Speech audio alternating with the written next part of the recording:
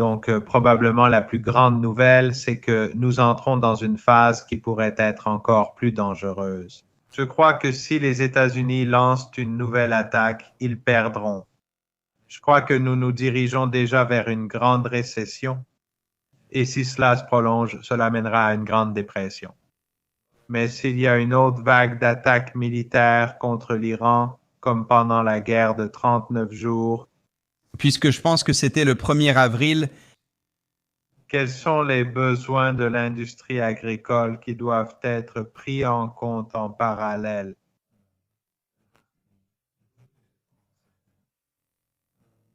Je pense que nous sommes dans une situation très dangereuse, notamment en ce qui concerne les quantités, l'aluminium et d'autres produits. ils vont venir me voir parce que je vois une partie de moi, parce que je vois une partie de l'industrie bancaire américaine. Je veux dire, je parlais avec un journaliste indien important ce matin et il me disait que la pénurie d'engrais, la pénurie de carburant et d'autres produits, ainsi que le fait que des millions d'Indiens qui travaillent dans le Golfe Persique vont probablement se retrouver au chômage. Il a dit que cela entraînera la famine dans le sous-continent.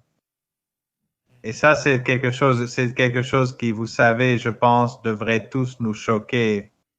Et le sous-continent indien n'est pas l'endroit le plus vulnérable au monde. S'il risque potentiellement d'y avoir une famine dans le sous-continent indien, alors imaginez que probablement sur tous les continents, il va y avoir plus ou moins la même chose. Et puis parallèlement à cela, bien sûr, à mesure que nos modes de vie s'effondrent, nous allons voir des millions de personnes, peut-être des dizaines de millions de personnes se déplacer. Et ils iront vers des endroits qui traditionnellement étaient plus favorisés. Mais maintenant, ces endroits s'effondrent aussi économiquement. Vous savez, il y a tellement de choses qu'on peut imaginer arriver, mais c'est quand même tellement ahurissant qu'il m'est vraiment impossible de le comprendre pleinement. Les sociétés deviendront dangereuses parce que la pauvreté va augmenter et la sécurité des familles, des gens ordinaires va diminuer. Les tensions entre les pays vont augmenter. Et je ne parle pas des tensions que nous voyons aujourd'hui. De nouvelles tensions vont apparaître parce que la vie deviendra une lutte plus difficile dans les communautés et les pays. Et ça va être très mauvais. Et le choix est maintenant entre mauvais, pire et bien pire. Et il me semble, d'après ce que j'ai entendu des responsables iraniens qui surveillent les mouvements de troupes américaines et israéliennes dans le Golfe Persique et à travers l'Asie de l'Ouest, que les Américains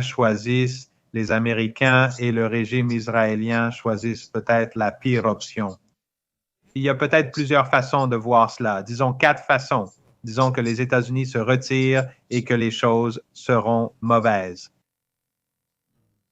Ou bien les États-Unis poursuivent cette guerre de siège et les choses vont empirer.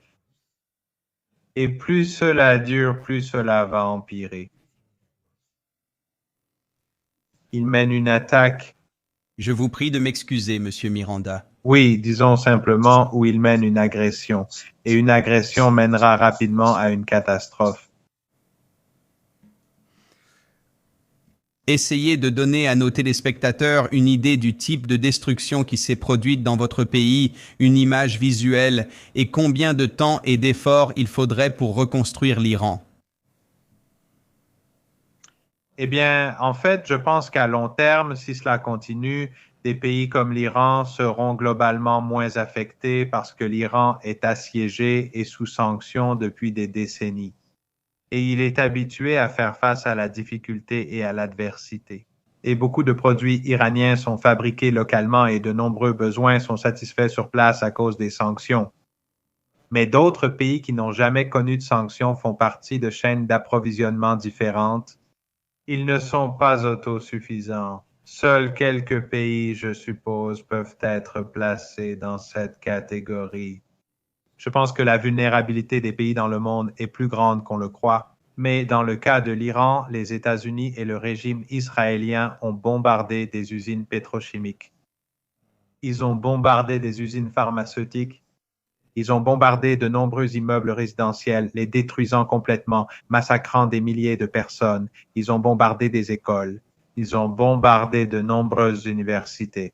De nombreux bâtiments de facultés ont été détruits à travers le pays. Ils veulent détruire l'avenir de notre jeunesse.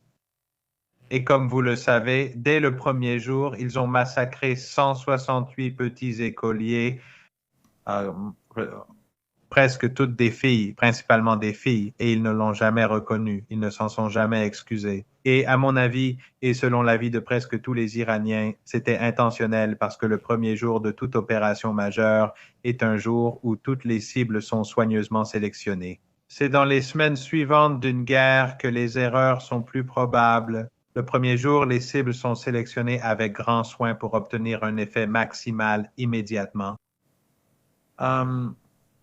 Beaucoup de dégâts ont été causés. Dans ce siège, les dégâts ne cessent d'augmenter. Bien sûr, l'Iran n'est pas... Je veux dire, nous avons vu des sénateurs et des dirigeants américains se réjouir et affirmer que les Iraniens meurent de faim et qu'ils n'ont rien à manger. Et ils prennent un grand plaisir à dire cela, montrant ainsi leur barbarie. Mais ce n'est pas vrai. L'Iran a évidemment de nombreuses frontières. Il a des frontières avec 15 pays différents. Il a accès à la mer Caspienne. Il a euh, euh, des pays d'Asie centrale comme voisins. Il a le Pakistan, l'Afghanistan, le Caucase, l'Irak et la Turquie comme voisins. Donc, le siège ne sera que partiel. Mais malgré tout, cela va augmenter l'inflation et rendre la vie plus difficile, beaucoup plus difficile. Mais les Iraniens victimes euh, vont être plus résilients et ils savent que c'est un combat pour leur survie. Et bien sûr, l'Iran, vous savez, c'est un État civilisationnel et son idéologie religieuse, l'islam chiite en particulier, qui est très défiant envers les despotes et les oppresseurs et soutient les opprimés. Tout cela combiné donne aux Iraniens un haut degré de résilience et de résistance, alors que pour les États-Unis, c'est une guerre de choix. Donc, je crois que les Iraniens tiendront plus longtemps que les Américains, qu'ils fassent replonger la situation dans une guerre ouverte ou qu'ils continuent avec une guerre de siège. Mais cela deviendra de plus en plus destructeur pour les Iraniens. Mais je pense que la destruction à travers le monde sera bien plus importante, bien plus grande que ce que nous pensons. Je vais afficher une image ici et je ne suis pas sûr que vous puissiez la voir. Ça va être cette image qui va apparaître à l'écran ici. Elle montre le Koweït, l'Arabie Saoudite et elle montre l'impact. Elle montre l'impact. Je regarde juste à côté de mon écran, mais ça montre l'impact. L'Américain moyen, l'Occidental moyen n'a absolument aucune idée de l'ampleur de cet impact. Et quand on voit des pays comme le Koweït, dont les exportations ont été arrêtées, on voit l'Irak, les exportations du terminal sud ont été bloquées. On arrive en Arabie Saoudite, les principaux terminaux de l'Est sont bloqués. Et on entend dire que, oui, ils avaient d'autres moyens d'exporter du pétrole, mais cela aussi a été bloqué parce que l'Iran a réussi à frapper ce système dans son ensemble. On passe aux Émirats arabes unis, mais tout le monde continue de penser que les affaires suivent leur cours habituel et que cela ne va pas les affecter. Mais nous faisons face à une pénurie qui, d'après ce qu'on entend, se situe entre 10, 15, voire 20 millions de barils de pétrole par jour. Vous savez, il n'y a qu'une quantité limitée de réserves qui arrivent, et je ne sais pas si nous avons déjà connu un tel choc pour le système auparavant. Oui, vous avez raison. Il ne s'agit pas seulement du pétrole, mais aussi du GNL. Tous les produits chimiques qui ont été produits dans cette région.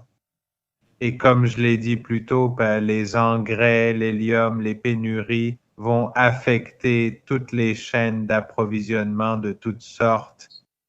Et de nombreuses chaînes de production s'arrêtent tout simplement. elles vont au moins ralentir et l'inflation va exploser. Ce n'est que le début et c'est une catastrophe provoquée par l'homme. Ce n'est rien qui soit hors du contrôle des êtres humains. C'est une décision prise par Trump, Netanyahou et bien sûr le lobby sioniste ainsi que le régime israélien qui nous a été imposé à nous et à toute la communauté internationale. Vous savez, l'une des choses que je n'arrive pas à comprendre, c'est que les États-Unis refusent encore aujourd'hui de trouver une porte de sortie. Oui, nous l'avons fait lorsque les Iraniens et les Américains se sont mis d'accord sur un cessez-le-feu. Et lorsque Netanyahou a tenté de rompre ce cessez-le-feu en bombardant massivement le Liban, Trump, au lieu d'insister pour respecter le cessez-le-feu, a pris le parti de Netanyahou parce que Netanyahou faisait partie de l'accord de cessez-le-feu. Et puis, lorsque Netanyahou, après 10 jours de massacre de femmes et d'enfants au Liban, a accepté le cessez-le-feu, brièvement, bien sûr, il a ensuite continué le massacre plus tard. Les Iraniens ont permis, conformément à l'accord de cessez-le-feu, aux navires des 5 pays, l'Arabie saoudite, le Qatar, les Émirats, le Koweït et Bahreïn, les 5 pays qui ont aidé les États-Unis contre l'Iran, de quitter la zone par le détroit d'Ormuz. Mais ensuite, Trump a insisté pour maintenir un blocus sur les ports iraniens. Encore une fois, c'était une nouvelle violation de l'accord de cessez-le-feu. Les Iraniens ont alors déclaré que ces navires ne pouvaient pas partir. Gardons à l'esprit que l'Iran a fermé le détroit d'Ormuz. Il ne l'a fermé que pour les navires affiliés à des pays hostiles à l'Iran qui ont participé à la guerre. Sinon, les navires russes, chinois, irakiens, omanais et d'autres pays comme l'Inde et le Pakistan ont pu passer. Bien sûr, les navires liés à des pays qui ne sont pas hostiles, mais qui viennent de l'un de ces 5 pays, posent problème. Mais en tout cas, le détroit n'a jamais été fermé. Mais maintenant, Trump a en fait plus ou moins aggravé les pénuries dans le monde entier en violant le cessez-le-feu. Cela aurait pu lui offrir une porte de sortie. Oui, absolument. D'abord, je tiens à dire que nous avons eu plusieurs problèmes techniques ce matin. Faites confiance à notre équipe, elle travaille dur. Pour clarifier la logistique, nous sommes 3 personnes dans 3 pays. Vous savez, nous passons par des serveurs chinois, iraniens et américains pour essayer, vous voyez, de tout rassembler. C'est un grand effort de notre équipe pour tout régler. On sait que l'audio est parfois faible et que la vidéo peut avoir du retard. C'est très difficile de transmettre ce flux. On fait de notre mieux. J'espère que tout le monde m'entend maintenant. Et professeur, je vous remercie d'avoir évoqué Netanyahou et le régime israélien et ce qu'ils ont fait. Ce qui est intéressant, c'est que lorsque Donald Trump accordait de nombreuses interviews cette semaine à Pékin, il avait toute l'équipe de Fox News avec lui. Bien sûr, Fox News est évidemment le porte-parole de l'administration Trump. Vous savez, ils essaient de afficher cette puissance. Vous savez, c'est très drôle d'observer cela parce que, par exemple, ce qui est intéressant, c'est que lorsque Donald Trump est arrivé à Pékin, ils ont déroulé le tapis rouge pour lui. Ils avaient des centaines d'enfants chinois sur les côtés agitant des drapeaux américains et chinois. Et vous savez, pour Fox News, de leur point de vue, c'est « Waouh, regardez l'Amérique. L'Amérique est redevenue si grande. Nous sommes désormais respectés à l'international. » En réalité, je pense l'inverse. Je regarde Xi Jinping en sachant que Donald Trump est le plus grand narcissique du monde et qu'il sait exactement ce que Trump veut voir. Il le flatte en gros et lui donne tous ses éloges. Et Donald Trump sourit immédiatement en pensant « Waouh, je suis tellement génial, je suis incroyable. Xi Jinping est un type formidable. » Donc il neutralise Trump très facilement, simplement en utilisant une très bonne psychologie. Mais ensuite, bien sûr, Trump, je pense que le plus gros problème pour Trump, c'est qu'il n'arrive pas à se taire. Donc immédiatement, il admet simplement sur Fox News. Vous savez, nous avons commencé cette guerre pour Israël, vous savez, et nous faisons cela pour renforcer Israël. Vous savez, et le gaz? Alors, vous savez, les Américains qui ne peuvent pas vivre actuellement. Le prix de l'essence explose et beaucoup n'arrivent pas à subvenir à leurs besoins quotidiens. Et vous savez, la seule réponse de Donald Trump, c'est « Eh bien, regardez la bourse. Elle est à son plus haut niveau historique. Bien sûr, on voit par exemple, regardez Nvidia. Je pense qu'elle représente 40% ou 50% de la valeur du marché boursier américain. Maintenant, c'est juste absurde de voir comment une seule entreprise fait gonfler les choses. Mais pourtant, vous savez, si vous sortez pour prendre un sandwich et une bouteille d'eau, ça va vous coûter 25 $ ici aux États-Unis. Je veux dire, c'est juste absurde, l'inflation et la façon dont les choses évoluent vraiment. Professeur, j'ai un point de vue intéressant parce que j'ai eu l'occasion de parler au professeur Robert Pape, qui a beaucoup fait parler de lui récemment. Toute sa thèse repose sur ce qu'il appelle le piège de l'escalade. Pour ceux d'entre vous qui ne connaissent pas les analyses du professeur Pape, je trouve cela fascinant. Parce que ce qu'il dit en ce moment, c'est que Donald Trump a vraiment ouvert la porte à l'Iran pour qu'il devienne la 4e superpuissance, et en quelque sorte la 4e grande puissance mondiale. Vous savez, on regarde les États-Unis, on regarde évidemment la Chine, on regarde la Russie, et vous voyez, on considère ces pays comme les 3 principaux, ceux qui sont capables d'exercer beaucoup de pouvoir, que ce soit sur le plan économique, politique, ou vous savez, essentiellement économiquement, politiquement ou militairement, ils peuvent utiliser leur force. Mais il a dit que maintenant, vous savez, avant, encore une fois, il faut se rappeler que le détroit d'Ormuz était ouvert. Vous savez, il était complètement ouvert le 27 février. Vous savez, le commerce se poursuivait, les pétroliers traversaient. Aucun problème du tout. Mais maintenant, l'Iran a beaucoup de moyens de pression. Vous savez, ils ont énormément de poids. Ils ont montré au monde qu'ils pouvaient influencer l'économie mondiale. Ma question pour vous, professeur, c'est quel est le genre de... Vous savez, je veux avoir un aperçu du peuple iranien et de ce qui se passe sur le terrain là-bas, parce que je pense que c'est là que vos meilleurs éclairages viennent, puisque vous êtes à Téhéran. Vous êtes sur le terrain, en Iran. Est-ce que cela a été démontré, vous savez? Est-ce que beaucoup d'Iraniens voient ce nouveau pouvoir qu'ils ont, vous savez, qu'ils ont vraiment pu influencer l'économie mondiale au cours des 3 derniers mois, que vous savez, l'Iran a pu résister, non pas à une, mais à 2 puissances nucléaires. Les États-Unis et Israël se sont alliés. Mais encore une fois, vous savez, nous savons que Donald Trump a lancé cette guerre au nom de Netanyahou. C'est Netanyahou qui s'est rendu à Washington, D.C., le 11 février, disant en gros à Trump que ça allait être une affaire rapide.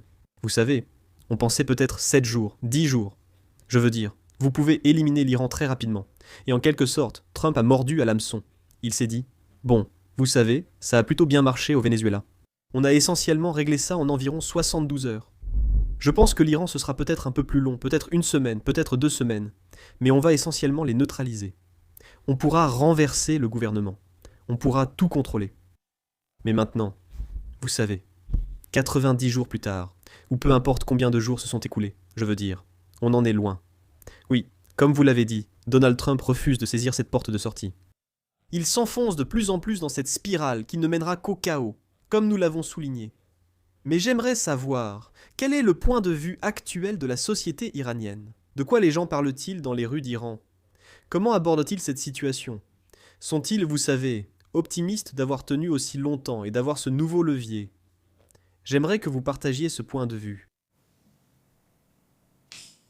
Oui, je pense qu'il est assez clair que lorsque vous parlez aux Iraniens, bien sûr, tout cela reste anecdotique de ma part, mais aussi tous les sondages indiquent qu'il y a un fort sentiment d'être en position de force parmi les Iraniens ordinaires et qu'ils ont pu vaincre la superpuissance.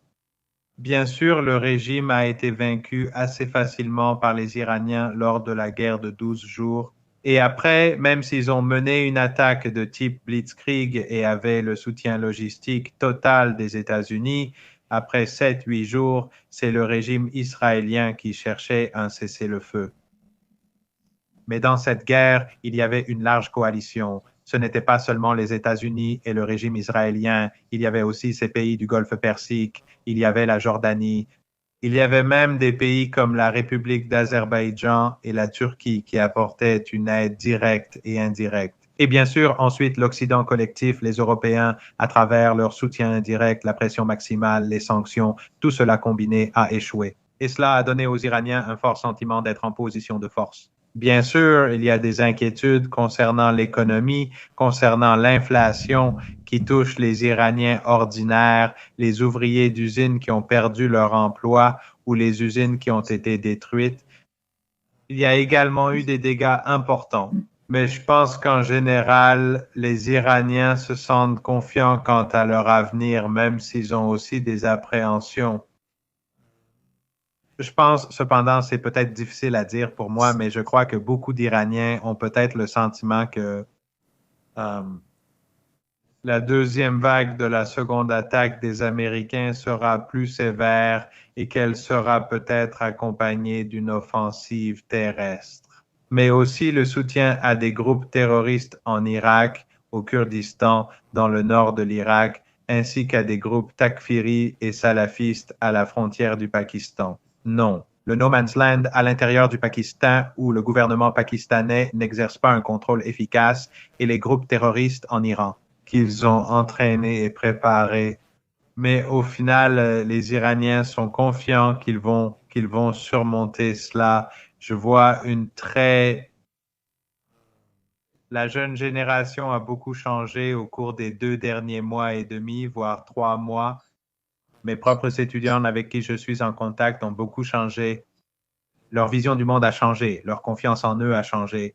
Et ils ont vu, avant, je pense qu'ils n'imaginaient jamais vraiment que l'Iran ait, beaucoup d'entre eux du moins, ait les capacités qu'il a montrées aujourd'hui.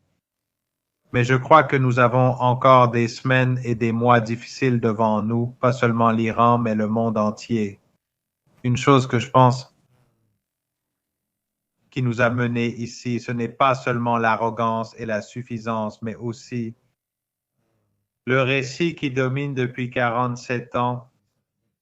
Vous savez, cette vision orientaliste d'un Iran arriéré, et c'est la même chose pour la Chine. Et vous savez, la ville dans laquelle vous êtes, je l'ai visitée une fois. Y aller a été très révélateur, même après de nombreux séjours dans différentes villes de Chine. Mais quand j'y suis allé, j'ai été tellement choqué, j'ai été vraiment surpris de voir à quel point, partout en Chine, le pays avait tellement progressé. Ce n'était pas seulement Shanghai. On entend parler de Shanghai, de Guangzhou ou de Pékin. Et puis, il y a des villes dont les gens n'ont jamais entendu parler. Mais quand vous y allez, vous êtes tout simplement sous le choc en voyant à quel point ces villes sont propres, à quel point elles sont développées, à quel point elles sont belles. Et c'est pareil pour l'Iran. Nous recevons donc encore principalement nos informations sur le monde de l'Occident. J'ai appris des choses sur la Chine, même après y avoir souvent voyagé, alors que j'ai toujours entendu des informations sur ce pays venant de sources occidentales. Et les nouvelles sur l'Iran viennent aussi de sources occidentales. L'Iran est un pays arriéré, il est médiéval, il est dirigé par des mollahs fous, quoi que cela veuille dire. C'est corrompu, ça s'effondre. C'est impopulaire, le peuple le déteste. Et si c'est le cas, alors bien sûr, il suffit de lui donner une petite poussée et ça s'effondre comme un château de cartes. Ça a du sens. Donc, il crée ce récit en utilisant ces expatriés iraniens qui sont sur la liste de paix et ces experts de l'Iran qui sont liés aux entreprises et aux lobbies sionistes qui vont répéter ce qu'il faut dire. Mais ensuite, quand ils mettent en œuvre cette politique, ils se heurtent à un mur parce que le récit est complètement détaché de la réalité. Et c'est la même chose avec la Chine, c'est la même chose avec la Russie. C'est la même chose partout où l'écart entre la réalité et le récit est énorme et où l'autre camp est puissant. Et je pense que l'Iran est probablement maintenant, je ne sais pas si on peut dire la 4e puissance ou non, mais c'est une sorte de superpuissance et il l'a démontré. Professeur Mirandi, je voulais juste vous informer, je ne sais pas si vous savez beaucoup de choses sur moi, mais j'ai vécu dans l'une de ces villes inconnues en Chine il y a environ 5 ou 6 ans, appelée Chongqing. Et j'en ai fait mon chez-moi, j'y ai vécu. C'est cette ville. Oui, elle est belle. Merci. Je suis venu ici en 2020 pour promouvoir la ville. Et je veux encore une fois vous féliciter pour la voix que vous donnez à l'Iran. S'il n'y avait pas des chaînes comme Danny Haipong, Dialogue Works, de Duran, Cyrus Johnson, mon bon ami ici, l'émission de Katie Harper. Je veux dire, votre voix est tellement importante. Et ce qu'il a fait, au moins pour les gens de ma communauté, les gens de mon cercle d'amis, la première nation que nous voulons visiter quand tout se calmera, c'est l'Iran. Parce qu'on nous a menti sur l'Iran. On nous a vendu l'histoire du grand méchant Iran par tous ces grands médias et dans tout l'Occident collectif. Et vraiment, en tant qu'occidental, un gars éduqué en Occident, je dois vous dire que je suis tellement déçu par mon pays, j'ai tellement honte de nos pays qui ne comprennent pas la catastrophe que nous avons déclenchée. Le Canada ne peut pas agir sans contrôle. Nous avons fait des choses vraiment horribles. Quand j'étais plus âgé, l'un des premiers pays où je suis allé était un pays de l'ex-Yougoslavie et j'ai visité Belgrade. J'ai vu la destruction de mes propres yeux là-bas. Il y a 1 an et demi, je suis allé sur la ligne de front du conflit du Donbass. Et encore une fois, ce que nous avons entendu dans les médias occidentaux était quelque chose de complètement différent de ce qui se passait dans cette région. Donc, encore une fois, je vais repasser la parole à Cyrus parce que vous avez un dialogue exceptionnel en cours. Mais je voulais juste dire, de la part de nous tous, toute cette communauté de créateurs de contenu, la communauté des YouTubers, je ne sais pas comment nous nous appelons, mais analystes géopolitiques ou peu importe. Mais encore une fois, votre voix est tellement importante pour notre communauté et nos amis, et les gens ont besoin de l'entendre. Et encore une fois, nous vous remercions énormément de nous avoir accordé de votre temps.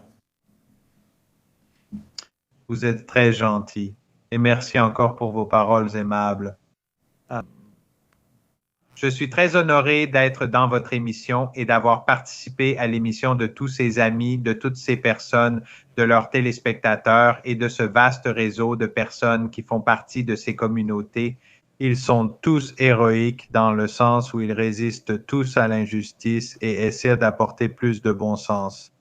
Et j'espère qu'après la guerre, plus de gens viendront en Iran et que vous tous, ainsi que vos téléspectateurs, serez les bienvenus en Iran. Il y a en fait quelques bons livres dont j'ai parlé dans certaines de ces émissions et qui, du moins pour le moment, seraient intéressants à lire pour certains de vos téléspectateurs. L'un s'appelle « Aller à Téhéran » de Flint et Hilary Mann-Lebray. 2 responsables de la Maison-Blanche ont écrit ce livre que je trouve très bon. Un autre, écrit par Alif Cook, qui apparaît maintenant dans beaucoup de ses émissions, un ancien haut responsable britannique. Il a écrit un livre sur la résistance, l'axe de la résistance, mais il s'appelle « Résistance, l'essence de la révolution islamique ». Et pour certaines personnes qui s'intéressent au programme nucléaire, parce que cela a été le prétexte, ou du moins l'un des prétextes, pour que Trump commence ce massacre et cette crise mondiale, un livre très court, en fait, intitulé, je crois, Une dangereuse illusion par Peter O'Borne, qui est aussi un excellent écrivain et commentateur au Royaume-Uni. Mais vous savez, simplement être dans votre ville a été une révélation pour moi, n'est-ce pas? Et rien que marcher la nuit le long de la rivière et simplement regarder autour de moi, cela détruit à lui seul tellement de ces stéréotypes avec lesquels on a grandi. Et je pense que plus nous apprenons à mieux nous connaître, plus ces récits s'effondrent et mieux c'est pour le monde. Ce que nous vivons aujourd'hui, c'est un empire qui utilise de faux récits pour justifier l'oppression et la répression. Et beaucoup de gens croient à ces récits, qu'ils regardent Fox ou CNN, et les autres ne valent guère mieux. Bien, ce sont les mêmes choses, peut-être moins massives, plus subtiles et plus sophistiquées, mais elles restent des outils de la classe Epstein de l'Empire. Mais nous arrivons à un point où beaucoup de jeunes commencent à se réveiller. Et moi, même s'il ne fait aucun doute qu'il y a des jours sombres devant nous, je pense que les choses finiront par changer pour le mieux. Merci. Je cède la parole à Cyrus. Mon dernier commentaire était: au début de l'émission, vous avez mentionné que nous pourrions aborder les marchés financiers et les produits dérivés. Nous faisons cela pour vraiment exposer certaines des manipulations de marché qui ont eu lieu et qui sont orchestrées par des individus de, appelons-la la classe Epstein, sans que cela soit contrôlé. Ils savent que les seules autorités qui peuvent vraiment sévir contre eux n'ont que des pouvoirs civils pour le faire, que ce soit la SEC et ainsi de suite. Donc, nous continuons à voir non seulement qu'on ment aux Américains, mais ils se font aussi arnaquer par une administration qui vole des milliards à ces gens. Donc, il y a des victimes partout ici, mais je vais laisser la parole à Cyrus. Mais en tout cas, merci encore pour ces explications sur notre grande ville ici, Chongqing. Je te rends la parole, Cyrus. Ouais. Non, professeur et Alex, je voulais juste ajouter un petit commentaire là-dessus. Vous savez, l'une des choses, vous savez, la façon dont nous avons commencé ces chaînes YouTube, c'était il y a quelques années, pendant la période du Covid, quand nous étions très frustrés de la façon dont la Chine était présentée. Et je veux dire, je sais que pour moi, en fait, j'ai commencé cette chaîne YouTube par accident. Vous savez, j'ai vécu de nombreuses années en Chine, et j'étais très frustré par le récit qui venait des médias occidentaux. Je voulais juste commencer à faire des vidéos YouTube pour partager mon point de vue. En tant que citoyen américain ayant vécu de nombreuses années en Chine, vous savez, ayant travaillé là-bas pendant de nombreuses années, parlant la langue, et m'étant vraiment assimilé à la société chinoise. Et j'ai simplement réalisé qu'il y a beaucoup de choses qui ne sont pas présentées de manière très juste ou précise en Chine. Vous savez, par exemple, j'aime parler de cette équipe de Fox News qui était à Pékin. Il y avait, vous savez, un extrait d'actualité intéressant où le journaliste de Fox essayait littéralement d'enregistrer une vidéo en plein milieu de la piste cyclable et essayait de dire « Regardez tout le chaos ici ». Vous savez, on ne peut même pas traverser la rue correctement parce que la gestion du trafic est tellement mauvaise ici. Mais en fait, vous marchez au milieu de la piste cyclable. C'est la voie pour les motos. Le trottoir est à gauche. Vous pouvez marcher sur le trottoir pour filmer votre vidéo. Mais vous savez, Vous savez, disent « Regarde, qu'est-ce que tu fais ? Écarte-toi et arrête de te plaindre de ça. » Mais c'est un excellent exemple du récit qu'ils essaient de manipuler, et qui a été immédiatement exposé. Vous savez, évidemment, ces internautes chinois ont tout de suite sorti leur téléphone portable pour filmer ça. Et je trouve ça génial que vous y soyez allés. J'adore le fait que vous soyez allés à Chongqing. Vous savez, et Alex, il y est allé il y a 5 ou 6 ans, et il a vraiment fait connaître cette ville avec son équipe de médias, en étant vraiment capable de mettre cela en valeur. Et encore une fois, je suis très optimiste pour l'avenir, parce que si vous êtes sur Instagram et TikTok, il y a toute une nouvelle génération plus jeune qui voyage en Chine et qui voit tout cela de ses propres yeux. Et il y a même, par exemple, CNBC qui met maintenant en avant des Américains qui se sont installés là-bas. Et vous savez, rien que la semaine dernière, ils ont présenté un Américain qui vit à Shenzhen. Il gagne environ 3500 $ par mois, et il dit simplement « Regardez, vous savez, j'ai une qualité de vie fantastique ici. Je touche un salaire très modeste selon les standards américains, mais il me permet de vivre une vie de bien meilleure qualité qu'aux États-Unis. J'ai de meilleurs soins de santé, des villes plus sûres, pas de criminalité, des rues plus propres, une meilleure nourriture et un coût de la vie bien plus bas. Encore une fois, cette tendance s'est vraiment développée ces 18 à 24 derniers mois avec la Chine, qui ouvre désormais ses portes à 85 pays sans visa. Et j'imagine que cela arrivera aussi en Iran, où de plus en plus de personnes vont s'y rendre à l'avenir. J'ai déjà partagé cela avec beaucoup de gens. Je pense qu'il vaut toujours la peine de repartager cette histoire, car il y a souvent de nouveaux venus sur le stream. Mais je suis allé me faire couper les cheveux il y a quelques mois, et c'était en fait une femme iranienne qui m'a coupé les cheveux ici, aux États-Unis. Et je lui ai simplement demandé son point de vue. Vous savez, racontez-moi un peu plus sur votre pays. Et la chose la plus importante que j'ai retenue de ça, c'est ceci. Cyrus Janssen. Vous savez, nous sommes l'Empire perse. Vous savez, nous sommes très fiers de notre culture, de notre histoire. Et vous savez, même dans les jours les plus sombres ou en période de difficultés économiques, il y a un sentiment de communauté. Il y a cette volonté de continuer à se battre, parce que vous savez, ce n'est pas quelque chose de nouveau, n'est-ce pas ? L'Iran est sous sanctions américaines depuis 47 ans. Elle a aussi apporté une perspective intéressante en disant qu'en Amérique, elle travaille comme coiffeuse, coupe des cheveux et gagne un salaire modeste.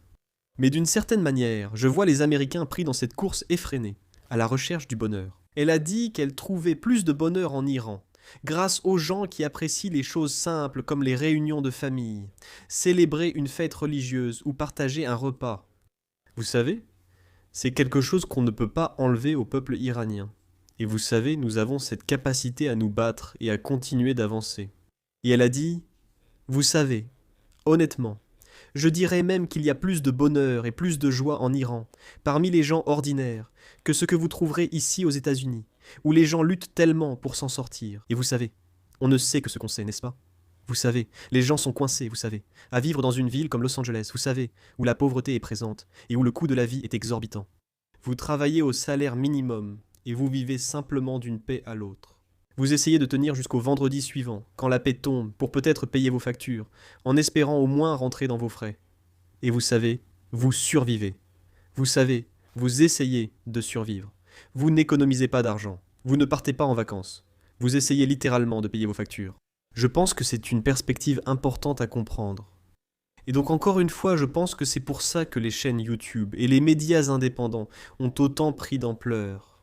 Si tu es autant sollicité, c'est parce que de nombreuses chaînes géopolitiques, peut-être 30 ou 40, voire plus, t'ont invité dans leurs émissions. Et je sais que tu passes tes journées à donner des interviews comme celle-ci pour partager tes analyses. Je veux revenir sur le programme nucléaire parce que je pense que c'est quelque chose que l'administration Trump va vouloir cibler. N'est-ce pas? C'est l'uranium enrichi. C'est évidemment un argument dont on entend souvent parler aux États-Unis. Je pense qu'un point intéressant dont nous pouvons parler, c'est le fait que, souvenez-vous, il y a quelques mois, nous avons parlé de ce pilote de chasse qui était coincé en Iran. Les États-Unis ont mené cette mission extraordinaire, qui a eu lieu autour du dimanche de Pâques. Donc, vous savez, Pete Hegseth, le secrétaire à la guerre. Comme il se nomme lui-même maintenant au lieu de secrétaire à la défense, je pense que secrétaire à la guerre est bien plus précis. Secrétaire aux crimes de guerre. Oui, en gros. Mais il a essentiellement dit, les gars, c'est un miracle de Pâques. Vous savez, nous avons pu lancer la mission la plus incroyable. Mais chose intéressante, nous n'avons pas entendu le nom de cet officier. Nous ne l'avons vu dans aucun type de média. Il n'y a pas eu, vous savez, un seul article écrit à son sujet en ce qui concerne cette mission. Et ça me paraît vraiment très étrange parce que je parlais à quelques Américains ici il y a quelques semaines et ils disaient « Vous savez Cyrus, on réussit tellement bien en Iran. Regardez ce gars qu'on a sauvé. » J'ai dit « C'est étrange qu'on n'ait pas vu de photo de lui ni même son nom. Je me demande, n'aurait-on pas fait un défilé pour lui? Est-ce qu'il ne serait pas interviewé par le New York Times? Est-ce qu'il ne serait pas en première page? Vous savez, est-ce qu'il ne ferait pas une interview exclusive avec CNN? Et eux, ils disent, eh bien, c'est peut-être, vous savez, probablement top secret. Vous savez, c'est sûrement pour ça. Et je me dis, vraiment, j'ai l'impression que ça ne s'est même pas vraiment passé. Et je veux dire, prouvez-moi le contraire, mais je pense que ce que les États-Unis ont essayé de faire, c'était de lancer une opération secrète, vous savez, peut-être pour essayer d'obtenir cet uranium enrichi. Parce que ça aurait potentiellement été une victoire que Donald Trump aurait pu revendiquer en disant « Eh, on est allé en Iran, on a récupéré l'uranium. Maintenant, la guerre est finie parce que, vous savez, l'Iran a été stoppé. Et même maintenant, vous savez, il a parlé en disant « Vous voyez, il a dit « Eh, j'ai rencontré Xi Jinping. » Et je lui ai dit « Vous savez, on vous rend service, parce qu'on ne veut pas que l'Iran ait une arme nucléaire. » Même Fox News n'a pas pu en tirer avantage. Ils ont demandé « Qu'a répondu Xi Jinping ?»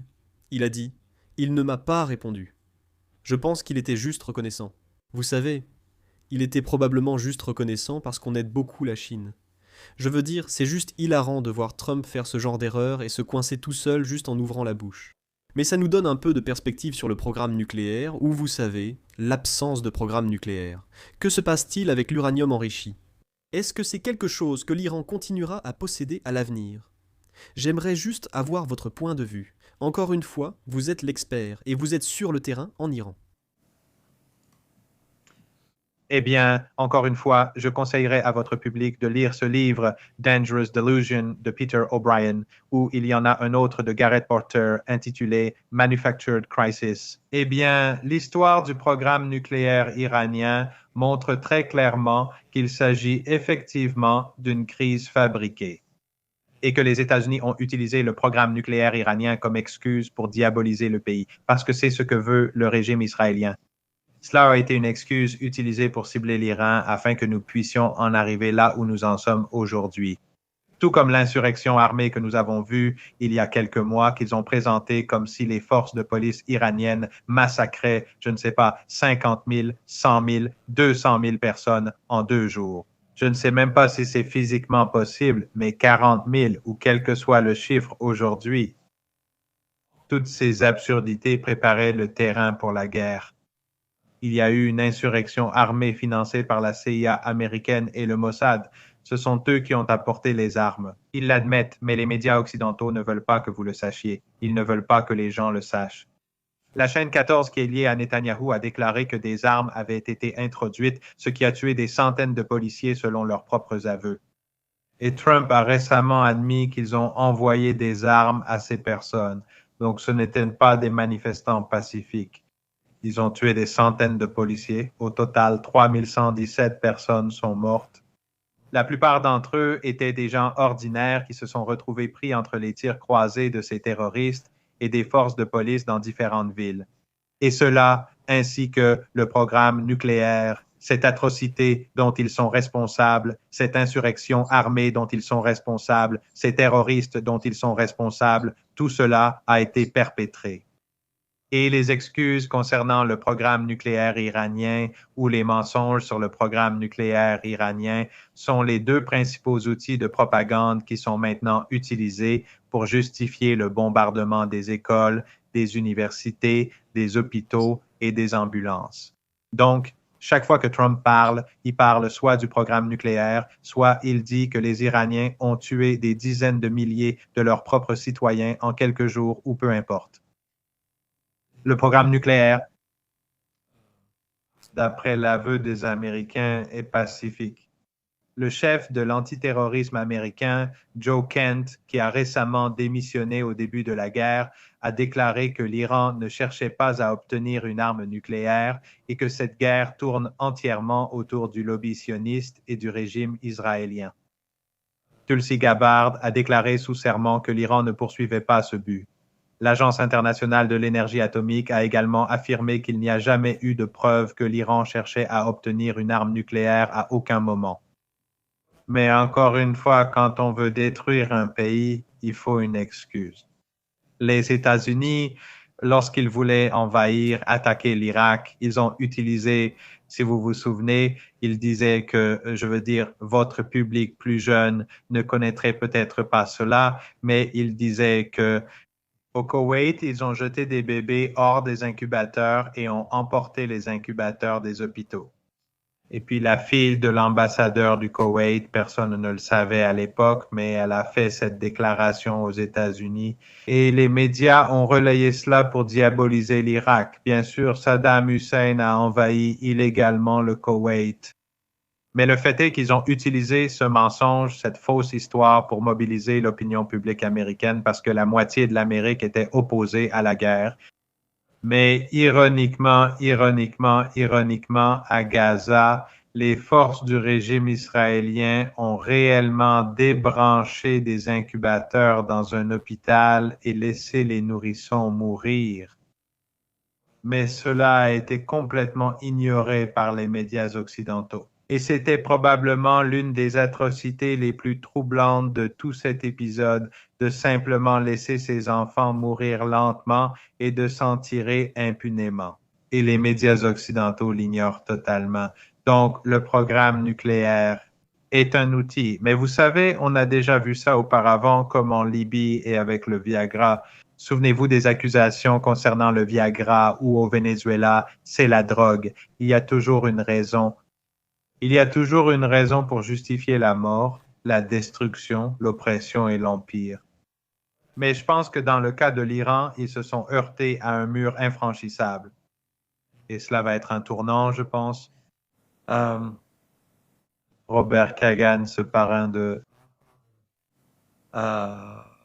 du mouvement néoconservateur et quelqu'un qui déteste immensément l'Iran, il avait raison. C'est la plus grande défaite militaire des États-Unis. Et cela va être un tournant. Et j'espère que cela conduira dans un avenir lointain à moins d'impérialisme. Et cela permettra aux pays du monde entier de respirer plus facilement. Et je pense que c'est aussi au bénéfice des populations. Le déclin de l'Empire américain est une bonne chose pour les Américains ordinaires, pas pour ces personnes dont vous parliez, qui ont fait des milliards en manipulant les marchés, mais ce sera bien meilleur pour les gens ordinaires aux États-Unis et dans le monde entier. Et j'espère qu'un jour, nous y arriverons. Oui, professeur. Je suis vraiment content que vous ayez mentionné Robert Kagan parce qu'il vient d'écrire un article incroyable dans The Atlantic. Et pour vous, pour ceux qui nous regardent, j'aimerais que vous consultiez cet article. Il vous suffit simplement de taper Checkmate in Iran. C'est un article, vous savez, du magazine The Atlantic. Il dit que Washington ne peut pas inverser ou contrôler les conséquences de la perte de cette guerre. Je pense que le professeur l'a très bien dit. Je veux dire, c'est un peu le parrain, vous savez. Je veux dire, il est un néoconservateur dans l'âme. Il a toujours été très ferme à propos des États-Unis et de nos mouvements militaires. Et vous savez, même pour lui, publier un article affirmant que Trump est en échec et mate en Iran, c'est assez remarquable. Cela montre simplement un renversement, vous savez, du mode de pensée américain. Et encore une fois, je veux dire, je pense qu'en ce moment, pour les États-Unis, cela devient très intéressant ici, professeur et Alex. Je veux dire, ce que nous voyons ici sur le terrain, c'est que, vous savez, ce qu'on appelle la classe Epstein, ou vous savez, cet environnement MAGA, eh bien, ils perdent tout simplement énormément de vitesse. Vous savez, il ne reste en gros que les irréductibles, les gens qui sont tellement endoctrinés qu'ils vont simplement continuer à suivre Donald Trump. Mais vous savez, Donald Trump et le mouvement MAGA, c'est comme le Titanic au milieu de l'océan, venant de heurter un énorme iceberg. Nous savons comment cela finit. Vous savez, ce navire finira au fond de l'océan. À la fin. Vous savez, c'est clairement la direction que ça prend. Donc, vous savez, vous pouvez choisir d'être sur le bateau et faire semblant que votre navire se dirige vers New York et que tout va bien. Ou alors, vous pouvez réaliser la situation et descendre. Et c'est, je pense, ce que beaucoup de républicains qui soutenaient Donald Trump ont fait. Ils ont opéré ce changement. Et c'est quelque chose de très encourageant, je pense, pour les États-Unis. Parce qu'on a vu énormément de vidéos de personnes disant « Écoutez, j'ai voté pour Trump, pas une fois, pas 2 fois, mais 3 fois. Et j'ai réalisé à quel point tout cela n'était qu'un ramassis de bêtises, et que j'avais été trompé. Vous savez, je me suis fait avoir beaucoup trop longtemps. Et vous savez, beaucoup de gens les critiquent en disant « Regardez, vous avez voté pour Trump 3 fois, voilà ce que vous obtenez. » Mais je félicite ces personnes, au moins d'avoir reconnu qu'elles ont fait une erreur. Je veux dire, vous savez, c'est un peu tard. Vous avez voté 3 fois pour Trump, mais il n'est jamais trop tard. Maintenant, il change d'avis. Je pense que cela va mener à un effondrement complet du mouvement MAGA. Je pense que les élections de mi-mandat, qui arrivent en novembre, vont aboutir à une victoire écrasante des démocrates. Je ne serais pas surpris si Donald Trump fait face à une procédure de destitution, dès que les démocrates prendront le contrôle de la Chambre et du Sénat. Mais encore une fois, on voit juste Donald Trump, vous savez, comme un narcissique, je veux dire. Il fait ce qu'il fait simplement pour s'entêter. Comme mentionné plus tôt dans le direct, des portes de sortie ont été proposées, et Trump a eu des occasions d'éviter ce désastre. Mais plus cela dure, plus le chaos se déchaînera. Et comme vous l'avez dit, je pense que nous sommes peut-être à un point où il pourrait y avoir une escalade accrue parce que, vous savez, si vous êtes du côté perdant, peut-être que vous lancez alors l'offensive militaire en disant d'accord, il nous faut absolument obtenir cette victoire. Mais encore une fois, j'imagine que l'Iran voit cela avec optimisme. Je veux dire, s'il y a une invasion terrestre, cela ne fera probablement qu'entraîner des pertes pour les forces des États-Unis. Ce n'est certainement pas cela qui apportera une victoire. Je pense qu'il y a aussi un point intéressant dont je voudrais parler. Tu as mentionné comment l'état d'esprit des jeunes en Iran a changé. Et c'est quelque chose que je trouve vraiment étrange. Tu sais, en 100 ans, les États-Unis ont mené de nombreuses campagnes aériennes. Aucune n'a réellement réussi à dissuader les gens ou à provoquer un vrai changement. Et c'est assez drôle quand on y pense. Tu sais, on va bombarder ton pays. On va t'imposer des sanctions. On va provoquer tout ce chaos. D'une façon ou d'une autre, les habitants vont se révolter et dire « Merci de m'avoir bombardé, je soutiens l'Amérique, je respecte vraiment ce que vous faites. » Alors qu'en réalité, comme vous l'avez dit, professeur, cela galvanise en fait la population et les pousse à changer. Et comme vous l'avez dit, je me souviens que lors d'un de nos entretiens en tête-à-tête il y a quelques semaines, vous aviez dit qu'au début, beaucoup de jeunes Iraniens étaient influencés par les médias occidentaux. Vous savez, ils croyaient certainement beaucoup de choses venant des médias occidentaux, mais maintenant, il a été prouvé que c'était faux. Et donc maintenant, ils changent de discours, vous savez, et les choses évoluent. Cette 4e puissance émerge. L'Iran continue de contrôler le détroit d'Ormuz.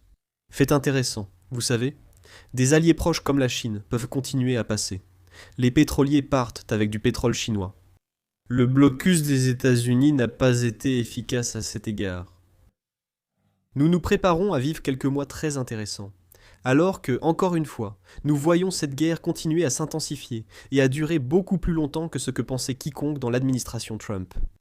Cyrus, j'ai un commentaire que je voudrais simplement soulever ici. Vous savez, on parle du système politique américain des démocrates. D'accord? Ils vont prendre la tête lors des élections de mi-mandat. Pour moi, dernièrement, le gouvernement des États-Unis commence à ressembler à un parti unique. Je n'arrive pas du tout à faire la différence entre les démocrates et les républicains. C'est comme s'ils se rejoignaient. Je ne sais pas pour toi, mais il y a 4 ans, le Parti démocrate était complètement différent de ce qu'il est maintenant. Le Parti républicain a complètement basculé dans l'autre sens. Donc, je suis assez confus sur ce qu'est vraiment la politique américaine, ou bien est-ce qu'ils inventent au fur et à mesure? Je veux dire, professeur Morandi, est-ce que je dis n'importe quoi ici ou non? Je suis tout à fait d'accord. Je pense que tout ce concept de la classe des abstentionnistes va vraiment bien au-delà des partis politiques aux États-Unis. C'est une classe dirigeante qui n'est affiliée à aucun des deux partis. Mais ce qui, je pense, est en train de se passer, c'est qu'un grand réveil, surtout parmi les jeunes, est en train d'émerger, et pas seulement aux États-Unis, mais dans tout l'Occident et dans le monde entier. Mais aux États-Unis en particulier, je pense que cela va représenter un énorme défi pour la classe dirigeante parce que les revendications des gens ordinaires exigent un changement total de politique, l'accent mis sur les besoins des Américains et la fin de ces guerres. Et cela entraîne un plus grand conflit entre la majorité de la société américaine et les oligarques, les élites dirigeantes, la classe Epstein, ce qui va provoquer des luttes internes au sein même des partis. Vous voyez cela à droite, il y a les Tucker Carlson, les Candace Owens et les autres. Et puis, au sein du Parti démocrate, vous voyez également une rébellion ouverte. Ce n'est pas quelque chose qui va se résoudre facilement. Mais je pense qu'il devient clair que le régime israélien et le sionisme vont énormément souffrir parce que depuis plus de 2 ans et demi, les gens assistent à un génocide. Et maintenant, ils voient que leur monde est bouleversé, que leur mode de vie est détruit à cause de ce même régime. Partout dans le monde, pas seulement aux États-Unis, les gens voient que Trump, Netanyahou, le régime israélien et le sionisme apportent la misère partout, alors que des gens partout dans le monde disent « ce n'est pas notre combat ». Cyrus, je vais te passer la parole. Nous voulions aussi remercier le public qui attend, je crois, sur la chaîne de Nima. Nous allons conclure ici. Laissez le docteur aller à sa prochaine interview. Oui, Nima. Est-ce que c'est Dialogue Works? C'est là que tu vas ensuite? Oui, ce dialogue fonctionne. Nima attend depuis environ 15 minutes. De toute façon, je l'ai fait. Nous ne savions pas. Conflit d'horaire, pas de problème. Encore une fois, vous êtes un homme très demandé, mais Nima à votre public. Je recommande à tous de rejoindre Nima après ce stream sur Dialogue Works. Merci de partager le lien dans le chat. Merci à tous, nous formons une belle communauté. Je passe la parole à Cyrus. Merci encore, docteur, d'avoir pris du temps pour moi. Et Cyrus, merci beaucoup d'être ici aujourd'hui. Merci de m'avoir invité. Merci, professeur. Merci. Merci à vous deux de nous avoir écoutés. Ravi de vous voir. Au revoir. Merci. À bientôt. Eh bien, c'était incroyable, Cyrus. Tu sais, c'est probablement l'une des discussions géopolitiques les plus profondes que nous ayons eues ici sur Parlons géopolitique. Encore une fois, les gars, cela peut être très délicat ici quand on a 3 pays qui essayent de se réunir. Parfois, le signal venant d'Iran est un peu compliqué, mélangé avec le signal chinois et le signal américain.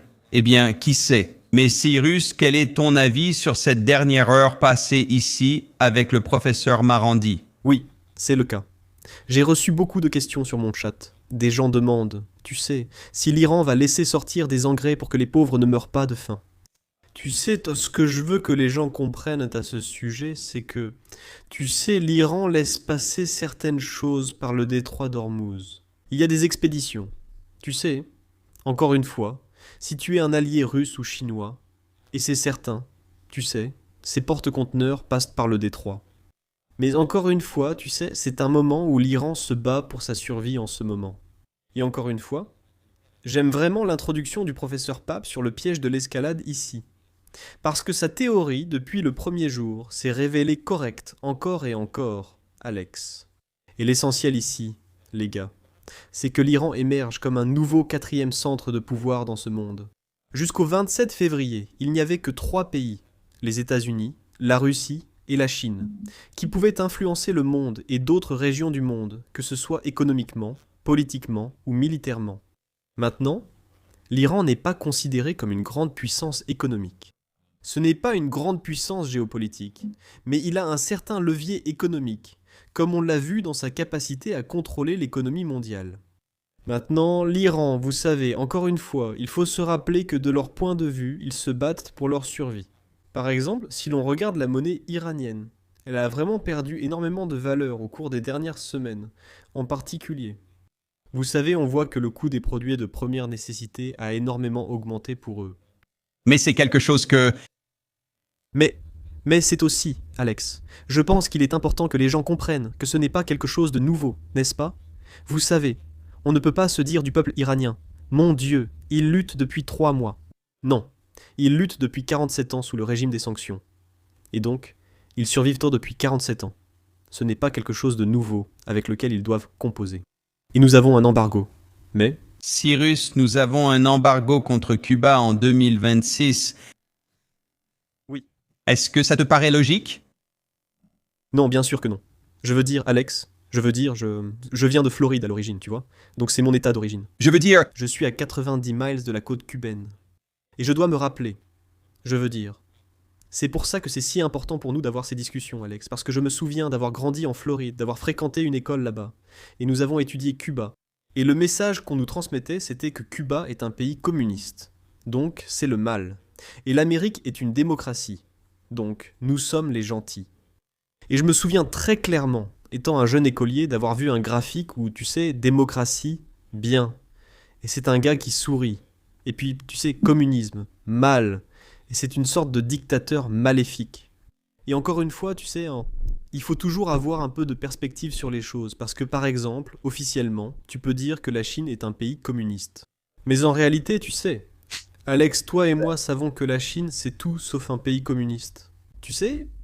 Et c'est vraiment le point le plus important pour moi, tu sais, quand je parle avec des gens ici, aux États-Unis, il y a, faute d'une meilleure définition, Alex, la plupart des Américains pensent que la Chine, c'est comme la Corée du Nord. Et quand je pense à un vrai pays communiste, je pense à un endroit comme la Corée du Nord, où les gens ne savent pas ce qui se passe dans le reste du monde, tu vois? Les Nord-Coréens n'ont pas le droit de voyager. Ils n'ont pas le droit de posséder des biens. Ils n'ont pas le droit d'investir en bourse. Ils n'ont pas le droit de voyager à l'étranger. Ils ignorent totalement ce qui se passe hors de Corée du Nord.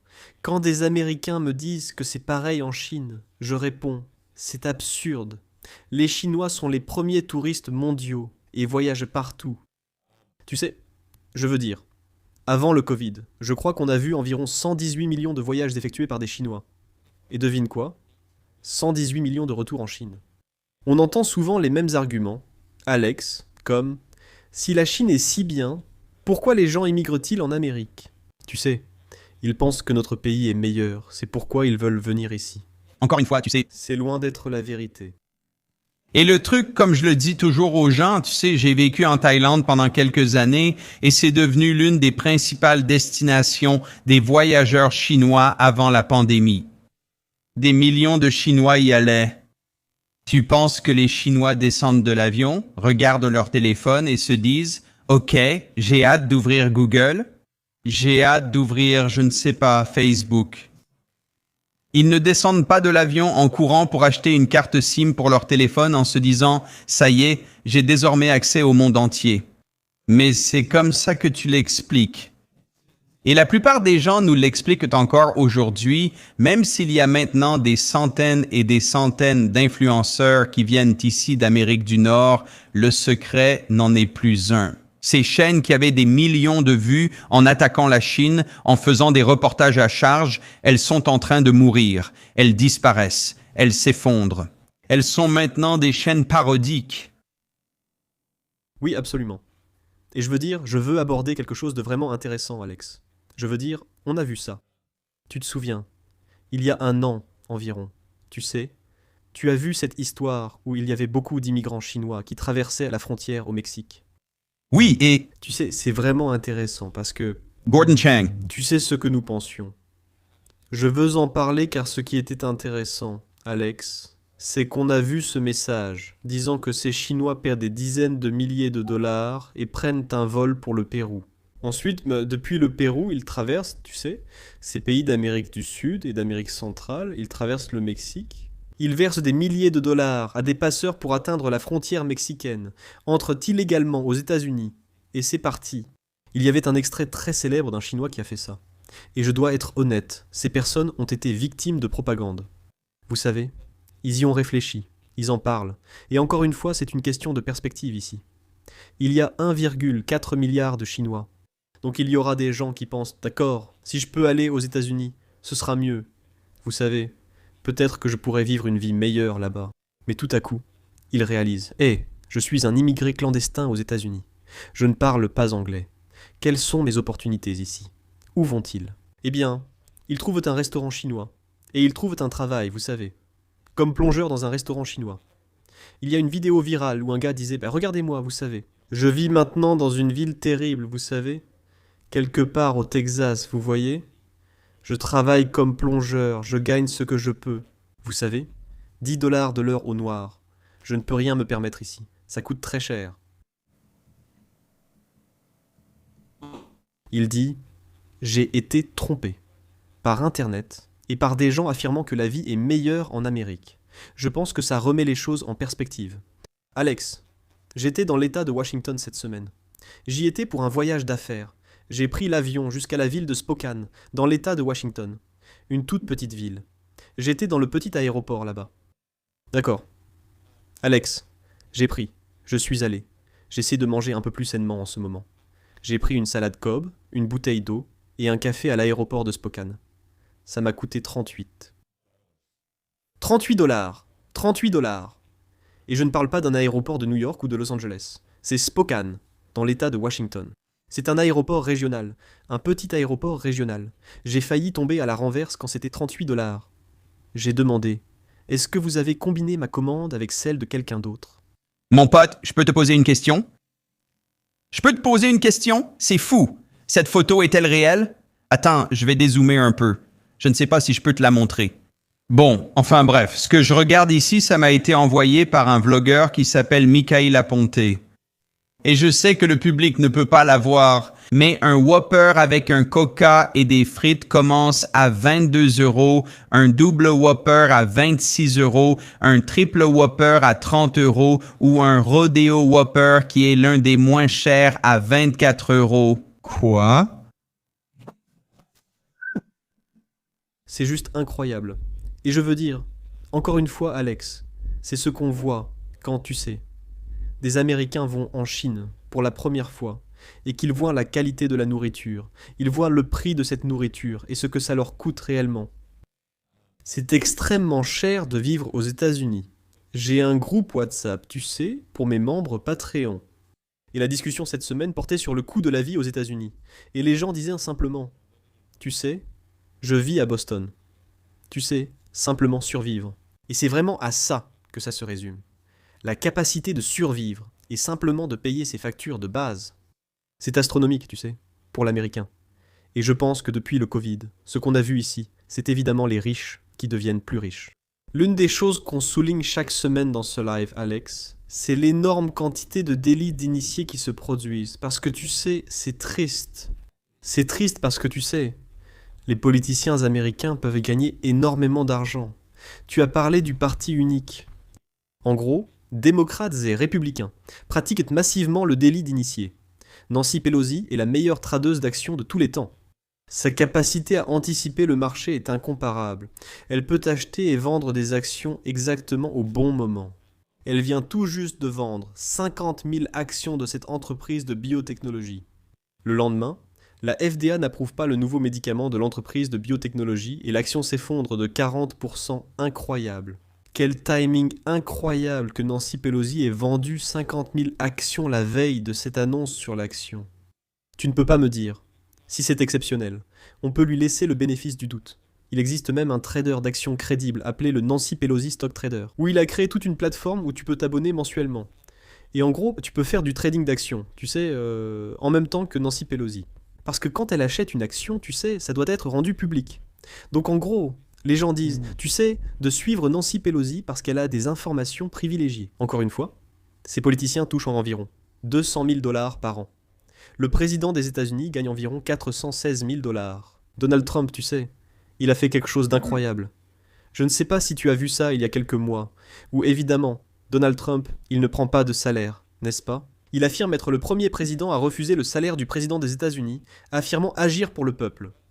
Pourtant, il lance simultanément des arnaques de crypto-monnaies. Tu sais, on a parlé de ça, le téléphone doré. Je crois qu'on en a parlé la semaine dernière lors de notre diffusion en direct. Il a essentiellement dit qu'il lançait un téléphone Trump. Il va coûter 600 $. 600 $.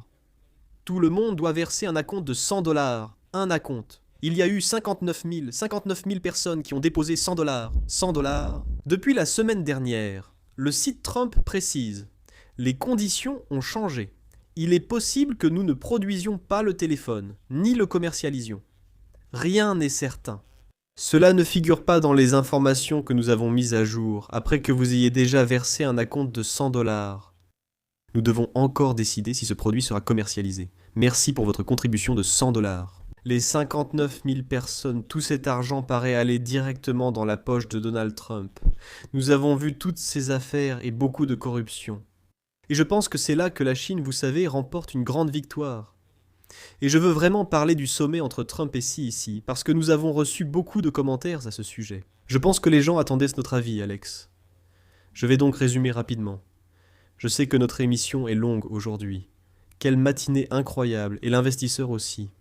Mais les gars, Je veux dire, vous avez Donald Trump qui va pratiquement en Chine et demande de l'aide à Xi Jinping pour l'Iran. Si ça ne vous montre pas, vous savez, le pouvoir que la Chine a maintenant. Et devinez quoi ? Qui est la prochaine personne qui va en Chine en ce moment, Alan ? Qui est le prochain dirigeant mondial ? C'est Vladimir Poutine, qui s'y rend la semaine prochaine. et donc ça, Vous savez, quand vous regardez la Chine, qui est maintenant vraiment le centre de la géopolitique, on voit bien qu'il y a les deux camps, n'est-ce pas ? Vous avez Poutine d'un côté et Trump de l'autre, tous deux aux extrémités opposées du spectre, tous deux venant à Pékin. Je veux dire, regardez la délégation que Donald Trump a amenée.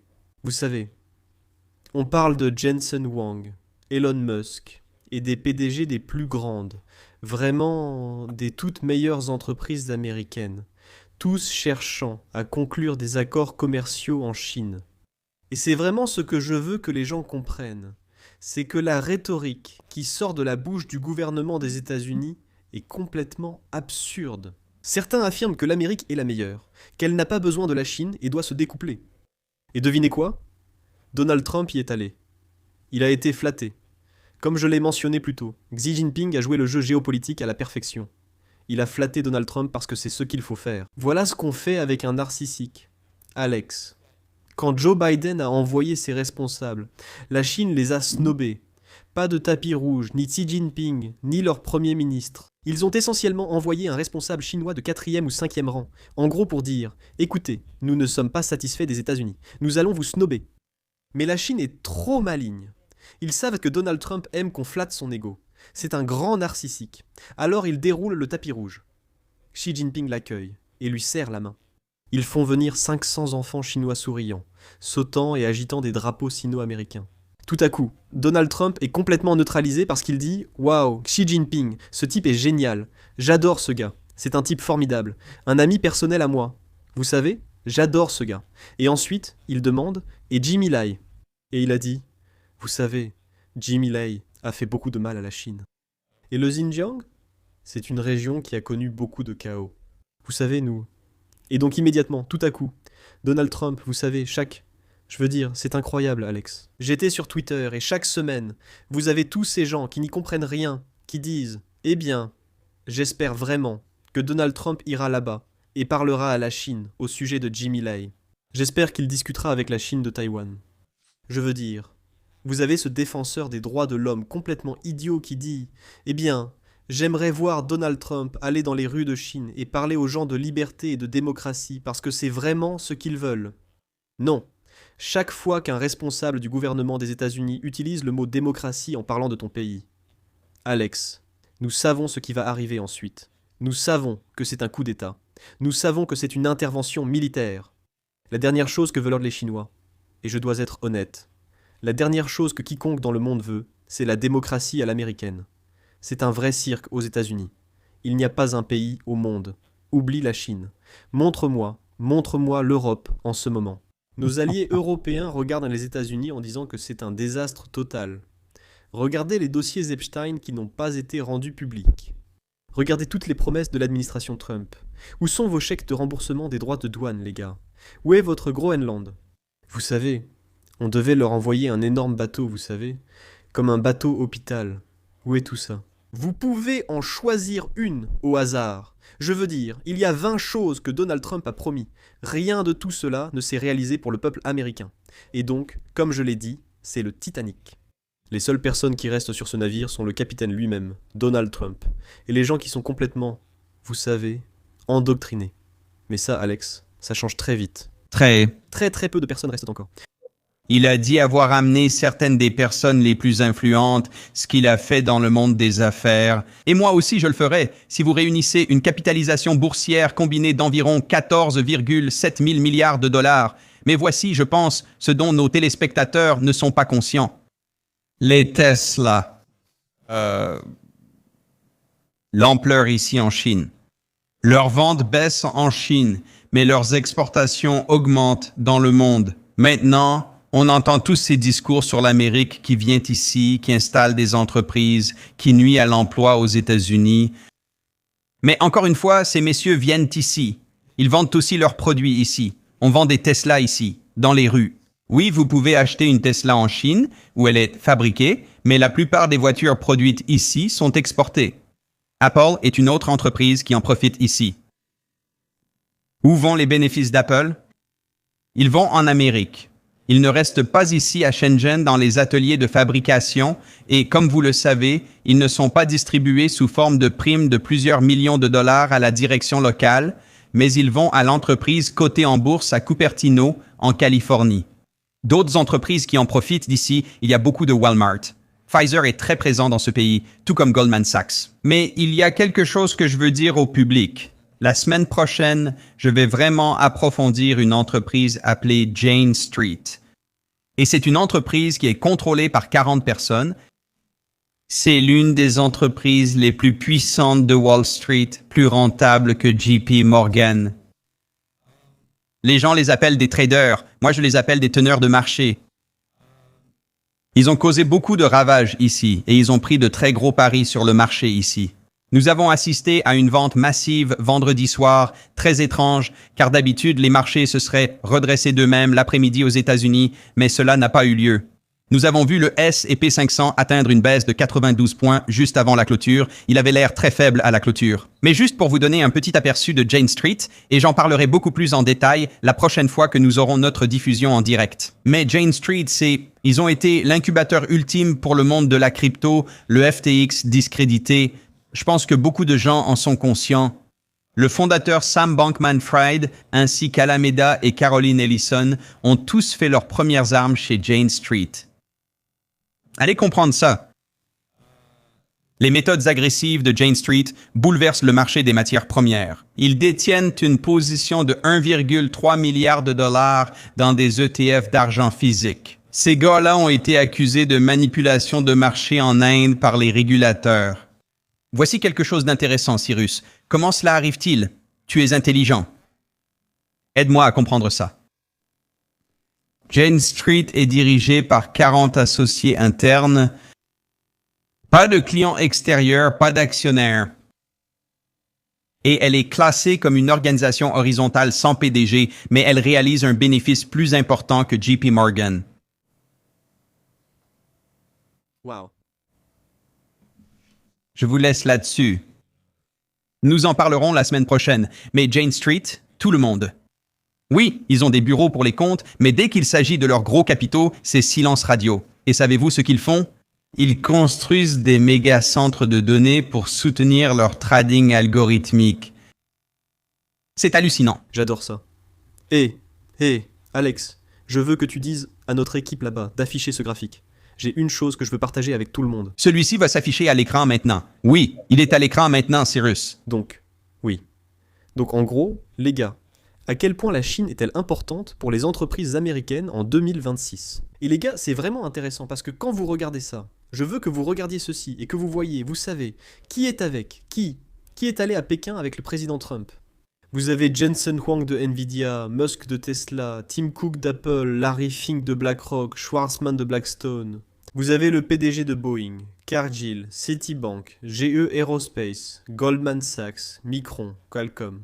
Je veux dire, vous avez 12 des plus grands PDG américains qui vont main dans la main avec Donald Trump. Et vous savez, pourquoi y vont-ils ? Eh bien, c'est pour l'ampleur du marché, n'est-ce pas ? C'est l'accès à l'un des marchés les plus vastes et les plus dynamiques du monde. Je me fiche de ce que les gens disent sur la Chine en 2026. Cela reste l'un des marchés les plus importants au monde. Rien ne changera cela. Vous avez les capacités, l'innovation. C'est pour ça que la Chine continue d'avancer. Un fort talent d'ingénierie, une fabrication avancée et une itération rapide des produits assurent la compétitivité mondiale. On n'entend que des usines se relocalisent, notamment au Vietnam, devenu un nouveau point chaud. Le problème ici, Alex, c'est que oui, tu peux aller fabriquer tes t-shirts au Vietnam. Mais quand il s'agit d'avoir les ingénieurs les plus qualifiés, les meilleurs ingénieurs en outillage, la fabrication la plus avancée au monde, quand tu veux fabriquer un t-shirt, tu peux aller dans 50 pays différents pour faire fabriquer un t-shirt. Mais quand tu parles d'électronique grand public haut de gamme, de choses haut de gamme, comme tu sais, on parle de l'industrie aérospatiale, des choses comme ça, il n'y a personne qui peut rivaliser avec la Chine. C'est pourquoi les PDG de ces entreprises, conscients de la réalité de la chaîne d'approvisionnement, ont mis en place des écosystèmes et des réseaux de fournisseurs profondément intégrés. Ils sont difficiles à reproduire, les gars. C'est pour ça qu'ils réussissent aussi bien. Et tu sais quoi ? En somme, ils souhaitent rester proches de leurs clients et partenaires, et l'innovation est clé pour la compétitivité durable. Je voulais en discuter, je trouve cela fascinant. Tu sais, graphique, oui, vraiment. C'est génial. C'est un graphique qui a été partagé par Zach Dickfolk, tu sais, c'est un Américain qui vit à Shanghai, un gars fantastique qui fait un travail incroyable là-bas en Chine, tu sais. Il sert vraiment de pont entre les États-Unis et la Chine. Et tu sais, ce qui est intéressant, c'est qu'il a dit qu'en 2023, Alex, beaucoup de PDG disaient « Pourquoi les gens parlent-ils de la Chine ? Qu'est-ce que ce retour en force de la Chine ?»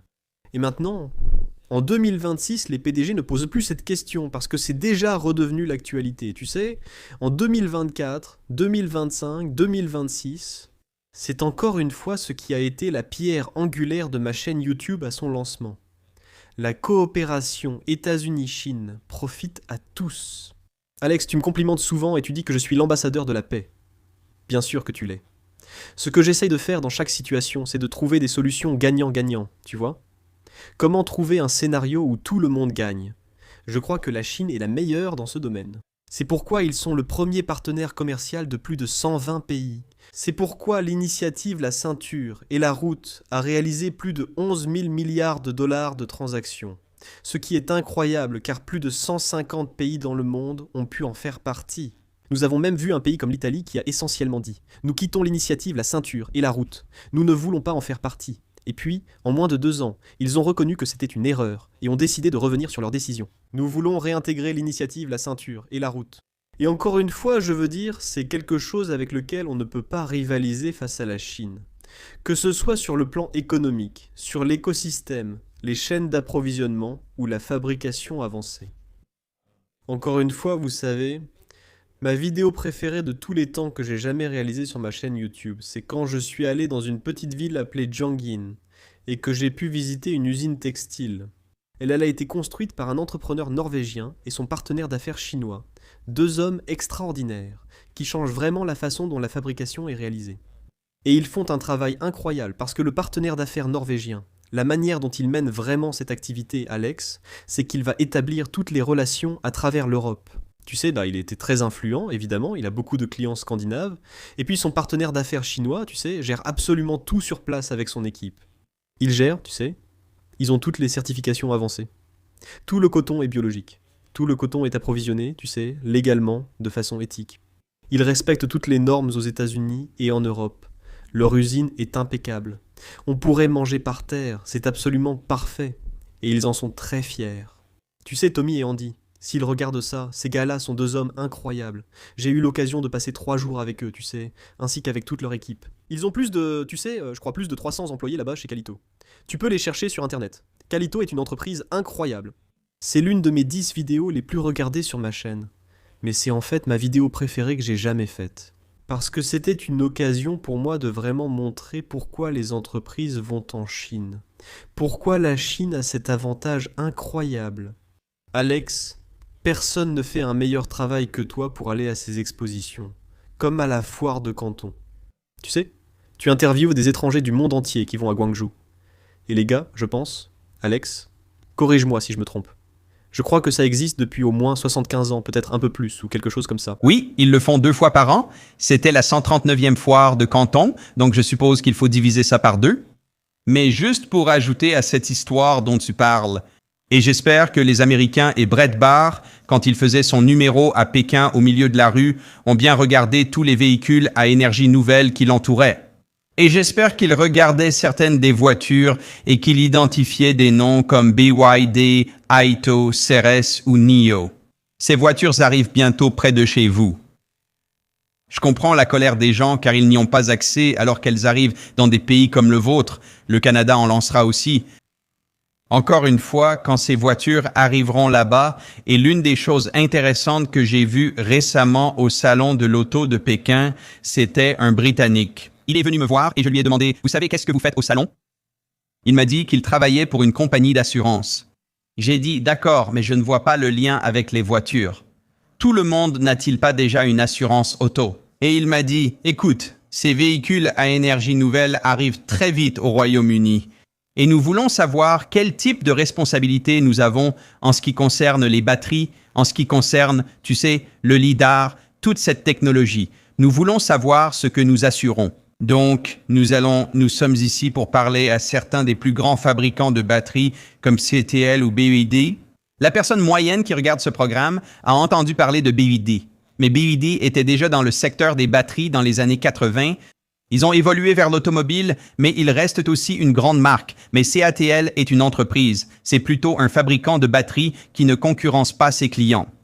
En gros, ils disent, vous voulez créer une entreprise de véhicules à énergie nouvelle? On s'occupe de votre batterie. Ne gaspillez pas votre argent. On a tout ce que vous voulez. Sodium-ion, vous savez, NiCats, tout ce dont vous avez besoin pour votre voiture. On l'a. Maintenant, cette technologie s'améliore chaque année. On passe d'une autonomie de 600, 700, 900, 1000 avec une extension d'autonomie à 1500. Franchement, c'est incroyable.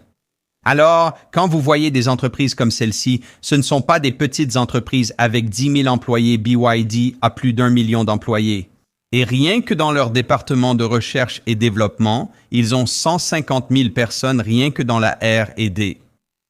Donc, on voit ce va-et-vient entre nos pays, surtout le Canada, qui était très réticent à accepter réellement ces voitures. Mais bon, ils arrivent à un moment très intéressant où, vous savez, l'essence coûte 4 ou 5 dollars le gallon ou 2,20 $ le litre au Canada. Ce que cela touche le plus, et je vais terminer ma partie là-dessus, c'est que j'ai vraiment une pensée pour l'économie des petits boulots. L'économie des petits boulots, ce sont vos livreurs, ce sont vos chauffeurs Uber, ce sont vos petites entreprises de déménagement qui essaient de gagner un peu d'argent parce qu'elles essaient de suivre l'inflation.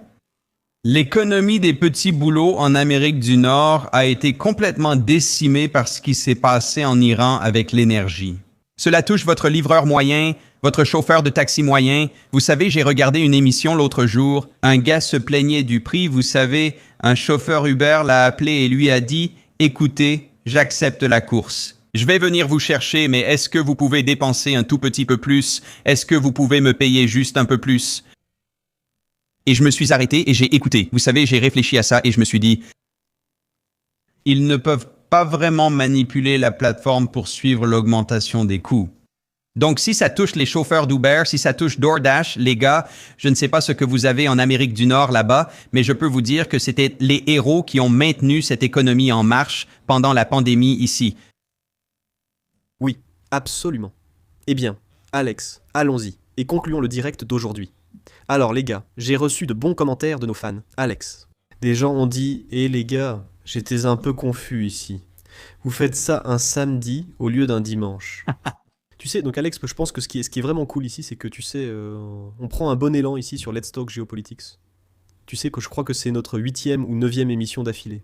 Mais vous savez ce qu'on essaie de faire, les gars, c'est d'essayer de vous apporter, ouais, c'est la 9e. Nous nous efforçons de vous offrir les meilleures analyses géopolitiques, d'inviter les meilleurs intervenants et d'être votre rendez-vous du week-end. Comptez sur nous pour ces analyses. Il y a une raison précise pour laquelle on l'a déplacé au samedi. Et c'est parce que demain, je vais en fait me rendre à Los Angeles et me préparer à prendre l'avion pour Hong Kong. Donc en fait, on va déménager pour l'été et retourner en Chine. Donc lors du prochain direct que vous verrez, je serai sur place, tu sais, en Chine. Je suis très enthousiaste à l'idée d'y retourner. Je suis très enthousiaste à l'idée, tu sais, de ramener la chaîne YouTube en Chine. Donc on a beaucoup de voyages prévus. Tu sais, Alex, juste pour donner à tout le monde un petit aperçu, je vais être à Hong Kong pendant environ 4 ou 5 jours. Je vais aller à Shanghai pour un projet. Je vais aller au Guizhou pour visiter le plus haut pont du monde. Je vais y filmer une vidéo. Je retourne ensuite à Canton, où je vais m'installer. On va voyager, tu sais, à Shanghai, Pékin. J'ai vraiment beaucoup de voyages prévus. Évidemment, je vais venir à Chongqing, la ville où tu es, pour qu'on puisse filmer plus de vidéos ensemble, tu sais, et enfin être dans le même studio pour une fois, ce qui serait vraiment sympa. Pendant les 2 prochains mois, je serai sur les routes. Vous me verrez donc dans divers endroits à travers la Chine dans mes vidéos. C'est une occasion parfaite. Pour ceux d'entre vous qui connaissent ma femme et moi, nous ramenons nos 3 enfants en Chine. Nous nous installons là-bas chaque été pour que nos enfants puissent, vous savez, pratiquer leur chinois et pour que nous puissions rester en contact avec la Chine. Et vous savez, pour moi, qui gère une grande chaîne axée sur la Chine, il est absolument impératif de passer du temps sur place. Donc j'ai vraiment hâte d'y retourner. Alors les gars, merci d'être là un samedi. Je sais que pour nos spectateurs de longue date, ça vous a un peu perturbé qu'on ne soit pas là le dimanche. Mais vous savez, il y a une bonne raison à cela. Et la raison, c'est que demain, nous prenons l'avion pour retourner en Chine. J'ai hâte d'y être à nouveau. Très honoré, très chanceux d'avoir cette opportunité d'y aller. Et je veux juste vous remercier tous pour vos super chats. Vous savez, nous sommes complètement indépendants, autofinancés. Vous savez, nous travaillons avec des sponsors sur notre chaîne qui, bien sûr, financent l'ensemble de nos opérations. Un grand merci à Alex et à son équipe.